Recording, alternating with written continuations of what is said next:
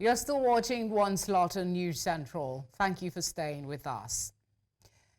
It's been over a year since the federal government recalled all career and non-career ambassadors, leaving 109 diplomatic missions worldwide without formal representation. This move was initially thought to be a strategic reshuffle. While the prolonged absence of ambassadors has raised concerns about Nigeria's global influence, our growth, our economic interest, and national security. Concerns, experts say, may be compounded by the reported cases of the pathetic state of some Nigerian missions abroad, which are fast deteriorating because of poor funding and lack of care. With the help of my guest, Jide, who is a public affairs analyst, we will be exploring the implications of this delay and what it means for Nigeria's standing on the world stage. Thank you very much for joining us. It's my pleasure, Felicity. Good evening. Good evening, sir. Let's begin with the basics and understand, why does a country need ambassadors? Well, very good question. Why do we need ambassadors? We need to have representation across the globe because it is in tandem with international norms and conventions that you have representatives across other countries that will protect the interests of your country. Nigerians, and this is just a global practice, if I must add, Nigerians are to be found all over the 197 countries across the globe, and they need to be represented. And, you know, according to the Geneva Convention, an embassy is even an extension of the land of the country that the High Commissioner or the ambassador is heading. And so, for instance, Nigerians across the globe may need diplomatic assistance. There are issues around xenophobic attacks. There are issues that has to do with evacuation from conflict zones. For instance, when Nigeria is making effort to evacuate our nationals that are in Lebanon. I recall last year we had to evacuate from Ukraine. 2 years ago, Nigerians have to evacuate from Ukraine. We have had to evacuate from Sudan. It is the embassy of the country that takes charge. These are carried out. The embassy staffs are the one that will carry out some of this planning for the evacuation. Aside from that, when the president is visiting a country, it is the ambassador of that country that will plan in liaison with the presidencies, will plan the itinerary of the president. So Nigerian president wants to see President Joe Biden or Starmer in UK. It is the embassy that will liaise with those host countries to say our president would like to be on state visit. These are the itinerary, these are the people they would like to meet. So there are so many, I don't want to call it advantages, but there are so many things at stake when you have your mission, whether your diplomatic missions abroad, whether it's a consular, or you are an embassy, wherever, whatever, it is part of the international foreign policy, and Nigeria is not an exception. Okay. The former ambassador of Nigeria to Ethiopia said something I'd like to mention here, that he does not recall a time in Nigeria's history as an independent country when its embassies and high commissions abroad had gone a long period of time without accredited ambassadors to head it. Is his recollection accurate? Has there ever been a time in this country's history where we went a whole year without representation at these embassies abroad? I can't recollect such, not to my knowledge. The only time I recollect, and this is a bilateral disagreement, when in 1995, no, 1998 actually, when the Sani Abacha's government, no, 95, when the Ogoni 8 were murdered. I recall that the Canadian embassy, ceased operation in Nigeria for a period. Nigerians have to go to Ghana for their Canadian visa and all of that. I think also it happens after the death of Abiola. But except for that kind of bilateral relationship where a country may just decide to close down its embassy or consulate, this, to the best of my mind, is the longest time we have had our embassies without leadership. And it rubs off negatively on us. In fact, I never knew that. I knew when the president recalled all the ambassadors and high commissioners last year, but I didn't keep tab to know that they have not been replaced. And here you are, you have hundreds of thousands of people who worked for you to get to power. And there are two broad categories of people who are appointed as ambassadors and high commissioners. There are those who are career diplomats that go through the ranks in the Ministry of Foreign Affairs and are appointed as ambassadors or high commissioner. Jide. And there are those who are politicians who are also appointed to head critical diplomatic missions abroad. Yes. I was going to ask, at the time of this recall, it was thought to be a strategic move, or at least that's what they sold to us, that it was a strategic move. Was that your thoughts as to the motives for the recall, and does that still hold 1 year on? Is it really, considering where we are at 1 year on, does it still look like a strategic move? Of course not. It does not look like that any longer. As at the time this recall was made, I thought it was just done as it is customary with every new government that comes to power. I recall that in my last answer to your question, I said there are two broad categories of high commissioners and ambassadors. There are those who are career diplomats who rise through the rank, who are public servants in the Ministry of Foreign Affairs. So those ones usually may not be recalled because a new government has come into power.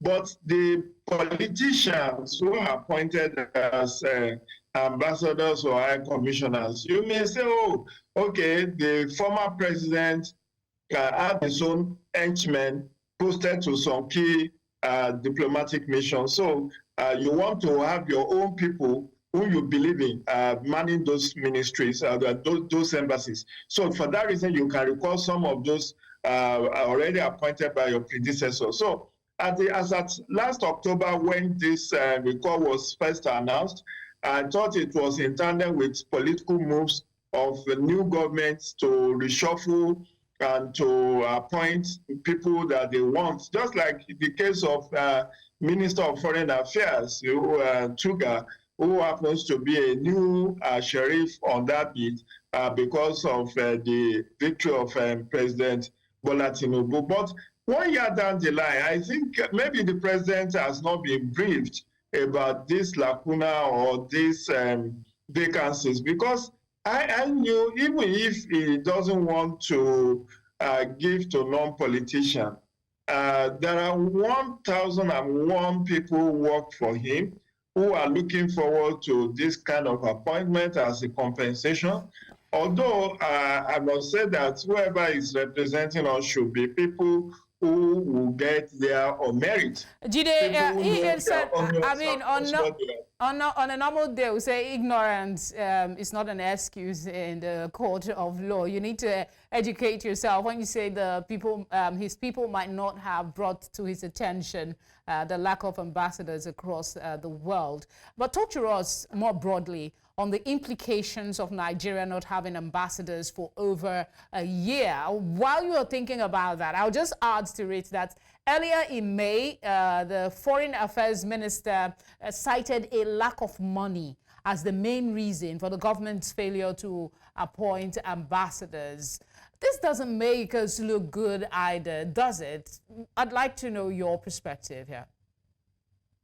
Now, it doesn't make us look good, because while you say there is no money to run the embassies and high commissions, in previous administration, what they have simply done is to reduce the number of missions abroad as a cost-saving measure. So, but to say the entire mission abroad, no high commissioner, no ambassador, and you in that on lack of funds, I think Ambassador Yusuf Tuga is being economical with the truth. There is more to this than meet the eyes. Because, of course, it's not as if you are doing our High Commission any favor by appointing these people. It's part of your optics. For instance, now we just had the UN General Assembly last week or thereabout. It's our ambassador in US that should coordinate things like that. When the president is going to Davos or is going to climate change summit, all of these things are supposed to be coordinated by the ambassador of countries where this international summit is holding.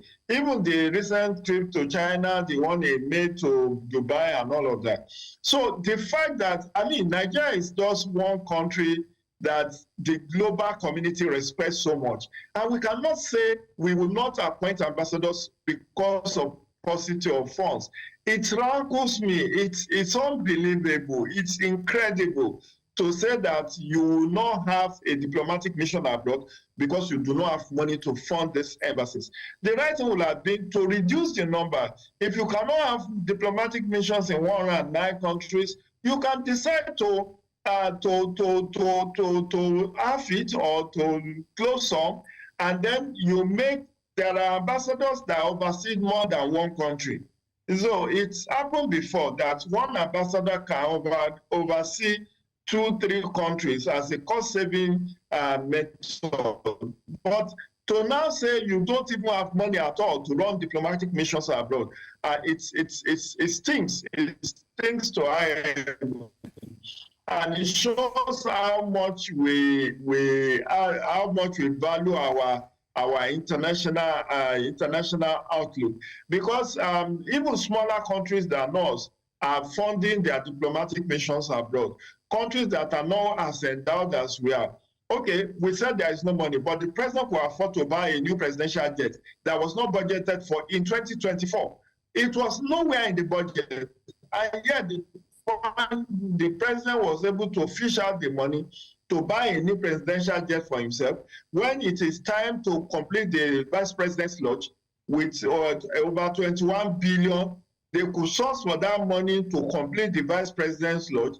It was done in this 2021, the completion of the vice president's lodge in Abuja. It was very expedient and convenient for us for this same administration to subsidize her with 90 billion naira last year. And yet they said there is no fund. It was very expedient for Nigerian government to allow the National Assembly members to buy one Prado Jeep for as high as 160 million naira as official cars. And yet we say there is no money. So there have been so many, wasteful spendings that if we have harnessed our resources, we have husbanded our resources, we could have used this money to fund our diplomatic missions, because they are very critical to our national, our foreign policy, as it were. What are the implications here for our foreign policy and national interests in the long term? It's really a very negative effect on our national, for our discussions at bilateral level between ambassadors and among ambassadors. and high commissioners, and they take those feedback down to their respective head of government or president. And so Nigeria is missing in action. And you know there are hundreds of embassy staff that are in our foreign missions. Does it mean that they have all been recalled apart from the ambassador, that we don't even have one single officials in these embassies abroad? Are we saying we could no longer pay rent of our missions abroad, or that we can no longer maintain those properties that belong to us in those countries? I mean, the impact is so, the negativity of it, is so, there are so many. Let me give you one instance. Recently, I was on a TV station with the NIMC officials during one of their World Identity Day or something, a couple of weeks back, and we were told by the NIMC public relations officer that's on that program, that they have 70 offices across the globe. Apart from Nigeria, they have offices in 70 countries across the world. Usually these kind of things are done in this kind of exercise, like national identity registration, are done in embassies. So if you don't have your embassy, and sometimes there are issues around refugee Nigerians who may be persecuted, Nigerians who need passports, Nigerians who need travel documents, Nigerians who need the services of their embassies for one reason or the other. That means these Nigerians abroad, Nigerians in diaspora, have nobody to look up to. That's what they are telling us. Because, like I said in my previous comment, it shows our lack of priority for foreign policy under the Tinubu administration. I want your quick thoughts as well on what has been described by some as the pathetic state of Nigeria's missions abroad. Doesn't it maybe give credence to the concerns raised by the minister that funding is part of the challenge that is impeding, even though you've kind of rubbished that as a reason, considering the importance of ambassadors for the country? But that remains my question. Well, like I said, even assuming without considering that is the true position, that we do not have money to effectively run and maintain our foreign missions. I have said, and it has been done by many countries, including Nigeria in the past, where they closed down some of these missions that are not critical to our national and foreign policy.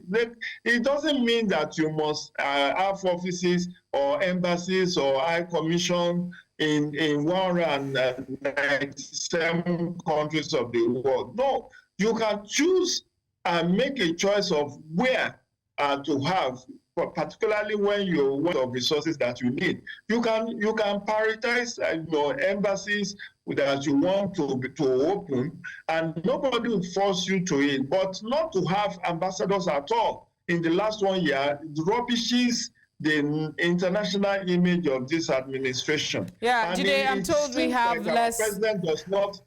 Our president does not really fully understand what it means in terms of the negativity and the bad optics this is giving us in the international community of nations. All right, in 40 seconds, if you can, what urgent steps should President Tinubu take to address this diplomatic crisis before it gets even more bothersome? I think the president must start to fill those vacancies by now.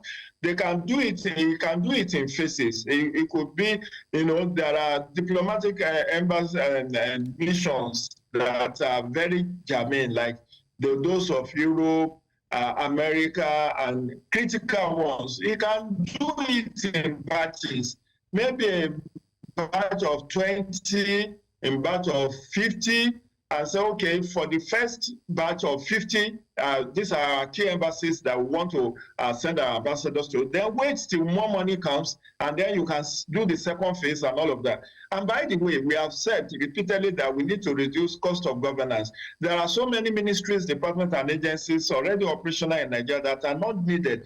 Look at the way it is being done now. We are creating more development commissions. The last time I checked, Senate has just passed the Southwest Development Commission. They are going to be funding this intervention agency with billions of naira. And do we need these development commissions across the 6 geopolitical zones where we have the state government, we have local government, we have intervention agencies like Tech Fund and some others, UBEC and all of that. Right. Do we need to be creating additional ministries, department? And look at the one that he just established, the Ministry of Livestock Development. Is that more important for us than to have diplomatic missions abroad? I think it's one priority. So you could do it in batches so that we embark on this pay-saving measures. At least if he doesn't want to do it in one fell swoop, let him do it in tranches or in batches. I do hope that they are listening, and good words will get to the presidency to do the needful when it comes to bringing back ambassadors and having them perform their responsibilities, specifically to those in diaspora. Jide, as always, thank you for the gift of your time and thoughts. My pleasure, Felicity. Keep safe.